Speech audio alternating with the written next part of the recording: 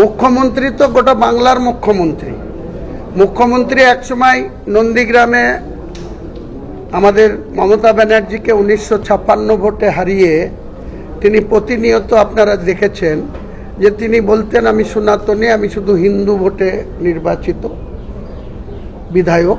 আমি সেটাকে অনেক ব্যক্তি ছিল, কেউ কিন্তু তিনাকে কাউন্টার করতো না। আমাদের মুসলিম এমএলএদের নিয়ে ডাইরেক্ট উনি বলেছিলেন বিধানসভা থেকে চ্যাংদোলা করে বের করে রাস্তায় ফেলবো। 44 জন মুসলিম এমএলএ ছিল, কেউ কিন্তু কাউন্টার করেনি। আমি হুমায়ুন কবির কাউন্টার করেছিলাম, যেটা আপনি বলতে পারেন না। তো আজকে তিনি বাংলার মুখ্যমন্ত্রী, 11.5 কোটি মানুষের তিনি মুখ্যমন্ত্রী। আমি একজন 294 মধ্যে আমি একজন এমএলএ, আমি কিন্তু বাংলার মানুষের জনপ্রতিনিধি। সেখানে আমাকে যে ভোট দিয়েছে তারও জনপ্রতিনিধি, যে আমার এগেনস্টে ভোট দিয়েছে তারও জনপ্রতিনিধি।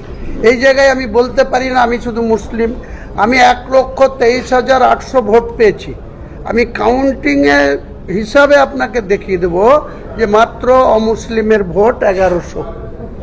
1,23,800 ভোটের মধ্যে 1100 ভোট অমুসলিমের, বাকি ভোটটা সবই। আমি বলতে পারি না যে আমি মুসলমানের প্রতিনিধি, আমার সংবিধান সেটা স্বীকৃতি দেয় না। আমি যখন জনপ্রতিনিধি, আমার কি ক্ষমতা, আমি কতটুকু যেতে পারি। তো বাংলার মুখ্যমন্ত্রী, আমারও মুখ্যমন্ত্রী, আপনারও মুখ্যমন্ত্রী, নিশ্চয়ই মুখ্যমন্ত্রীকে বলবো, ক্রীড়ামন্ত্রীকে বলবো, তিনারা কি সহযোগিতা করবেন কি করবেন না, সময় আসলে সে ব্যাপারে আপনি নিশ্চয়ই জানতে পারবেন।